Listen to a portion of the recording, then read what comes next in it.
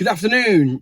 We need to talk, you and me, right? We need to talk about the new Ford Capri. But in order to properly talk about the new Ford Capri, first we need to talk about the old Ford Capri. So here we go. I read Wikipedia.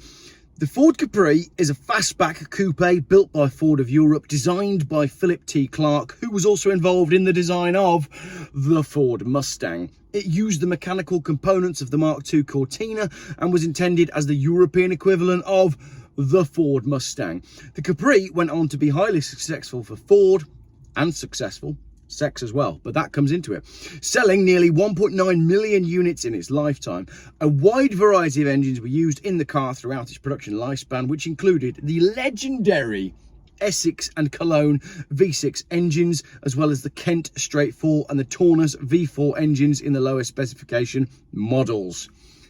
Listen to what we've had there. We've had Philip T. Clark, we've had the Mustang, we've had the Essex, the Cologne and the Kent Straight 4. This is some pretty big boots to fill. What you don't do is you don't go and look at the history of that car and then launch a new one and do a half-assed job of it. But let's carry on with the script.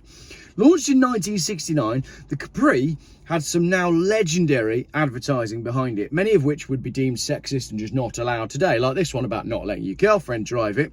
But I think the one that people remember the most is about the Ford Capri being the car you always promised yourself. You see, it's important for international viewers to understand just what the Capri did for the European car market, particularly over here in the UK. It was destined to be our Mustang. And if you think what the Mustang did for the American car market, you're in that post-war era, you're suddenly in a two-door coupe, the family man is out the window. This car is about fun. It's about adventure, it's about enjoying yourself, it's about indulging, and it's about getting for yourself the life that you want everybody to think that you've got. And that's what the Capri was all about. It was a car that threw off the shackles of the family man image. It was not a four-door family saloon. This was a car for the young, the free, and the single person who was about to embark upon their journey of life. I mean, look at the adverts. They are perfect. They paint a picture of the life that you want. And the Capri was the car that was going to get you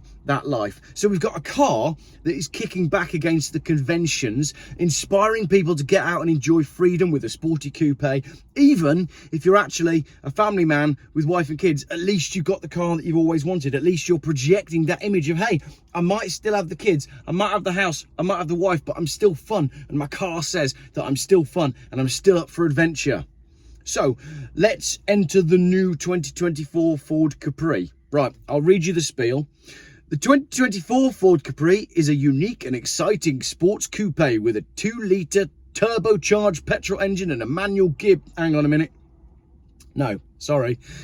That's what I would have written if I was doing the brief for the Ford Capri. The 2024 Ford Capri is not a unique and exciting sports coupe with a 2-litre turbocharged petrol engine and a manual gearbox. Actually, what the 2024 Ford Capri is a 2019 electric Volkswagen in a dress, because it is built on the same underpinnings as the Audi Q4 and Q5 e-tron, the Seat Cupra Born and Tavascan, the Volkswagen ID3, ID4, ID5, ID6, ID7, ID7 Tourer and ID Buzz, the Skoda Enyaq IV and the IV Coupe, and the electric Ford Explorer, which I'll destroy in another video.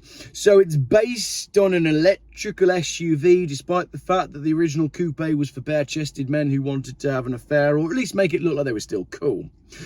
If you took all of those cars that I've just mentioned, all the Volkswagens, ID3, 4, 5, 6, 7, and the Audi Q4, Q5 e-tron, if you put them all side on, pretty much indistinguishable from each other, apart from minor changes to the front and rear bumpers and the roof line. Everything else on all those cars is just colour and trim. So in the 1960s, Ford ripped up the rulebook, gave us the Mustang, changed the automotive world forever, and then over here in Europe, they emulated that success and therefore that profit, key point, that the Mustang had given with the Capri. And what they've done in 2024 is they've given us pretty much a carbon copy of all the other electrical SUVs that even Ford will admit they can't sell. Hashtag Mustang Mach-E. They cannot sell the Mach-E for love nor money, unless you're a business user. Oh, and you're probably not the only one sitting there thinking that looks quite a lot like a Polestar. So imagine if you saw one out on the road. Firstly, unless it's yellow and you can see the badge, it's not going to stand out against all the other electrical SUVs that we've got. And the chances are you're probably going to say, oh, look, there's a new Polestar. Anyway, that is my spiel on the new Ford Capri, but don't just take my word for it. Let's digest some comments. This is a small selection of them just from my post on Facebook. There were 200 comments. People are not happy with the new Ford Capri. And it's the same on Ford UK's Facebook page. Every Ford dealer that has posted about it, Piston Heads, Evo, Practical Classics magazine, they've all posted about the Ford Capri. And the comments are all the same. People don't just hate it. They're kind of angry and they're annoyed that Ford has done this to the Capri name. So, comments. First one, isn't that a Polestar? It's exactly what I just said. Second one, nope, that's not a Capri.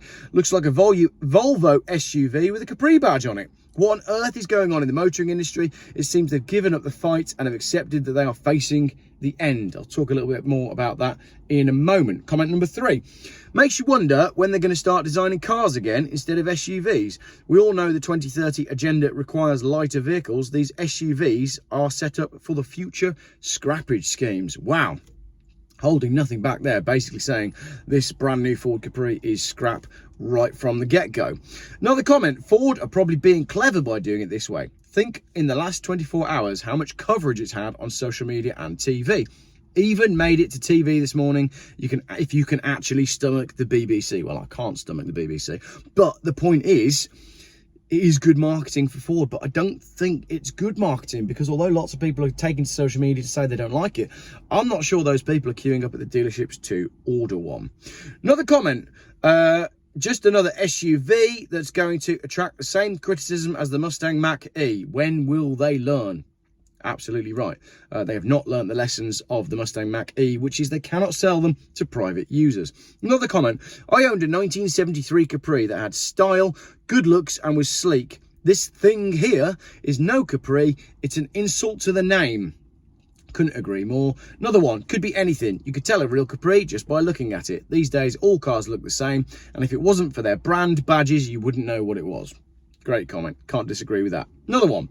Yeah, right. Of course it's a Capri. Ford, do you think we don't remember what the Capri actually looked like? And another one. That's not a Capri. A crappy, maybe, but not something that's worthy of the old sport coupe I used to sell back in the 70s. I put a 1.6 GL on the road as one of my demo cars, then later a 3-litre gear auto and a 2.8 S manual. Great cars, fun to drive, brilliant sellers. Unfortunately, this new model does not deserve to bear the same name. It's just a white goods on wheels. Again, not holding back. But someone else says it's impressively roomy and it's much better in person. We're not looking for a Ford Capri to be impressively roomy. We're looking for a Ford Capri to be the kind of car that a guy with chest hair drives whilst he's having an affair. Or at least that's the whole image of the Capri. They've totally missed the point. Someone else just says, every post I see about the new Ford Capri is full of comments about it, as I've said in this video. So job done by Ford. It's got the people talking and it's in the spotlight and that will equate to sales. It's a marketing masterstroke, whether you agree with the name or not. So agreeing with the person that says all PR is good PR, I don't think it will. Or maybe it will, but we'll get onto that at the end. Is that not a Mach-E in yellow? Someone says. See, it doesn't even look like a Capri. Last couple of comments. It just goes to show that their designers have no inspiration or how to attract older customers. They called the other EV a Mustang which is an insult to the Mustang. And then it sounds like a McDonald's burger. The Mach-E, yeah, could be a McDonald's burger. This is just the same and an insult to the classic name Capri. The Capri, the car you always promise yourself, but the EV you wouldn't wish on your worst enemy. Pretty harsh. Next one. The Capri used to be a cool car. No, it's a boring one. I don't understand this. Ford could have built something exciting and reinvigorated their somewhat failing image, but no, they looked at the failure, that was the Mach-E, and thought, let's do that again. I'm not a marketing expert, but nobody is going to buy or rent a Ford when it's just as boring as any Audi, Volkswagen or BMW. Generally, the SUV market is not the home for car enthusiasts, just a demographic that either have no care, fair enough, or want the biggest badge for a particular monthly budget. Again, holding no punches there. SUVs are bought by people that don't care, so electric SUVs are bought by people that have given up. I think so. The back window and the C-pillar has a slight hint of Capri. Other than that, it's awful. And if you look at the picture, you can see that the back window and C-pillar possibly have a hint of Capri. But I mean, they could have done such a better job, couldn't they? Too many doors and it's missing a 2.8 litre V6. Yes, I agree with that. Someone else says the Ford designers could have paid homage to the old iconic Capri. No doubt it would have been a great success, but instead they did the usual SUV faux crossover design. You could put any badge on it, VW or Polestar or BYD, and it's boring and no doubt it'll tank. What a shame. So someone else predicting the demise of Ford. Last couple, a Capri used to be aspirational for the hairy-chested man to flaunt his midlife crisis and side piece. This is as aspirational as the PCP deal they have this week. It looks like AI designed it off the back of suggestions from Mumsnet. What a great comment. I'd love to know what like the input lines were from the Mumsnet AI generation to get the Ford Capri. Lastly, no wonder it's game over at Ford. And how did they get this so wrong? And how is it so hot in my car? But I think that's right. I think this must have been done deliberately. This has to be about the deliberate destruction of the car industry and the deliberate destruction of the car enthusiast. Look at all the amazing brand names that we've had that have relaunched and we've been given rubbish. Mustang and Capri, they're the same damn SUV and we don't want them. And as car enthusiasts, we're checking out. But most importantly, this crap is not creating new car enthusiasts. And if we're not creating new car enthusiasts, then our hobby is under threat. Motorbike, it's green, it's a Kawasaki. Of course it is. Thanks very much for watching.